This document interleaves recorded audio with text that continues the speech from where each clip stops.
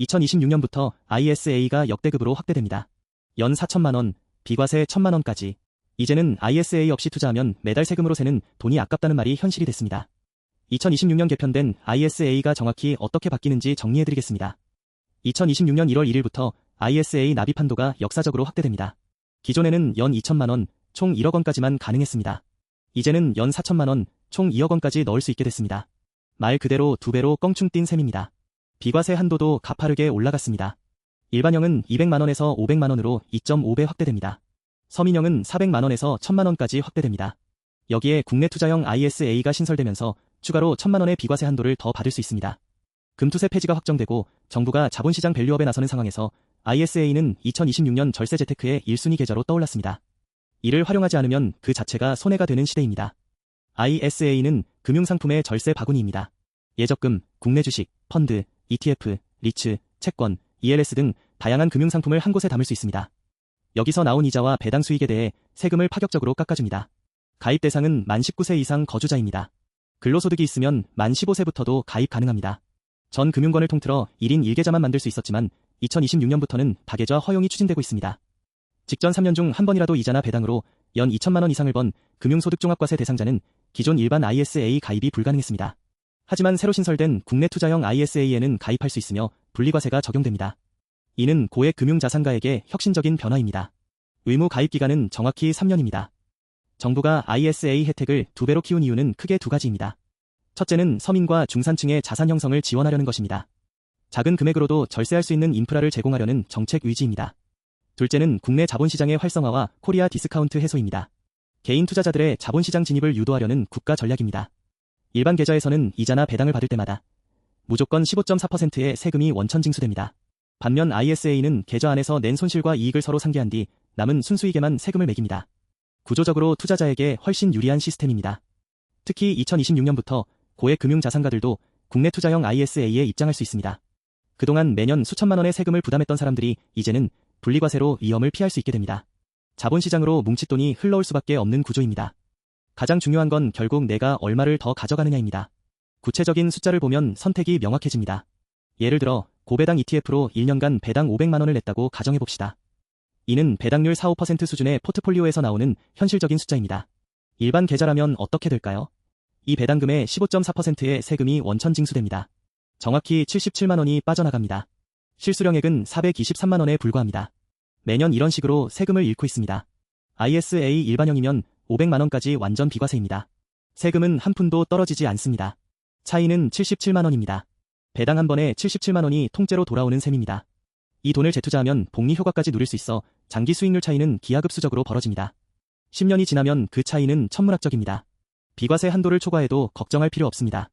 초과분에는 15.4% 대신 9.9% 분리과세만 적용됩니다. 여전히 일반 계좌보다 5.5%포인트 이상 세금이 낮습니다. ISA가 만능이라지만 반드시 알아야 할 주의사항이 있습니다. 놓치면 혜택이 부담으로 돌아올 수 있습니다. 첫째, 의무 가입 기간은 정확히 3년입니다. 3년을 채우기 전에 해지하면 받았던 비과세 혜택이 모두 역추징됩니다. 단기 자금은 절대로 ISA에 넣으면 안 됩니다. 둘째, 중도 인출 규정을 정확히 이해해야 합니다. 원금 범위 내에서는 횟수 제한 없이 자유롭게 인출할 수 있습니다. 하지만 원금을 초과해서 수익까지 빼면 중도 해지로 간주되어 세금 추징이 발생합니다. 인출한 금액만큼 납입 한도가 다시 늘어나지는 않습니다. 셋째, 해외 주식 직접 투자는 불가능합니다. 국내에 상장된 해외 주식형 ETF를 통해서만 간접 투자할 수 있습니다. 넷째, 서민형 자격 확인이 관건입니다. 서민형 가입 조건은 직전연도 총급여 5천만 원 또는 종합소득 3,800만 원 이하입니다. 가입 전에 홈택스에서 소득 확인 증명서를 반드시 확인하세요. 실전에서 ISA를 100% 활용하려면 몇 가지 절세 치트키를 알아두면 좋습니다. 첫째는 풍차 돌리기입니다. 3년 만기가 되면 해지하고 다시 재가입하는 과정을 반복합니다. 비과세 한도를 무한으로 리셋할 수 있습니다. 둘째는 만기 연장이 유리한 경우들입니다. 보유 종목 중 손실이 났을 때, 배당 입금일이 만기 이후일 때, 연봉 인상으로 종합과세자가 될 우려가 있을 때 등이 해당합니다. 셋째는 서민형 전환 체크입니다. 총급여 5천만 원 이하라면 소득확인증명서를 지참해 일반형을 서민형으로 전환할 수 있습니다. 넷째는 만기 연금계좌 전환입니다. 만기 후 60일 이내에 연금저축이나 IRP로 이체하면 최대 300만 원의 추가 세액공제를 받을 수 있습니다. 투자 포인트로는 배당 중심 전략이 가장 강력합니다. ISA는 배당과 분배금에서 절세 효과가 폭발합니다. 타겟 커버드 콜 ETF, 고배당 ETF, 리츠 같은 인컴형 상품을 담으면 15.4% 배당 소득세를 비과세 받거나 9.9%로 낮출 수 있어 실수익이 극대화됩니다. 표면적으로는 세금 혜택이 늘었다는 것이지만 세무적으로는 구조적 변화를 내포하고 있습니다.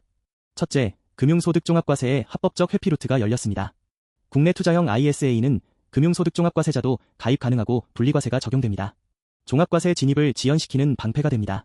고소득자일수록 효과가 큽니다. 둘째, 손익통산의 힘입니다. 일반 계좌는 배당과 손실을 별개로 취급하지만 ISA는 합산의 순수익에만 과세합니다. 손실이 다른 배당 수익의 세금을 깎아주는 자원으로 변환됩니다. 셋째, 납입한도 소진 순서의 함정입니다. 연 4천만 원 한도를 1월에 올인하면 기회비용이 발생합니다. 월 333만 원씩 분할 납입해 매수 타이밍 리스크를 줄이는 것이 장기적으로 좋습니다.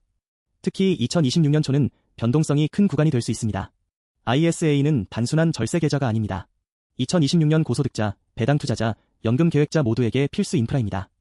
2026년 ISA 개편은 세 가지로 명확히 정리됩니다.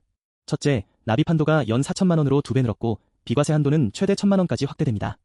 이는 역사적인 수준의 개편입니다. 둘째, 한 계좌에서 주식, 펀드, 예금의 손익을 통산의 순수익에만 과세합니다. 원금 범위 내 중도 인출도 자유롭습니다. 셋째, 3년만 유지하면 비과세를 확정 지을 수 있고 만기 후 연금 계좌로 전환하면 최대 300만 원의 추가 세액 공제까지 받을 수 있습니다. 지금 당장 해야 할 두 가지 액션입니다. 첫째, 증권사 앱을 열어 중개형 ISA를 당장 개설하세요. 중개형이 2026년 개편의 실익을 제대로 누릴 수 있는 선택지입니다. 국내 주식형 ETF와 배당 ETF를 중심에 두세요. 둘째, 홈택스에 접속해 직전연도 총급여를 확인하세요. 5천만 원 이하라면 비과세 한도가 2배인 서민형 대상입니다.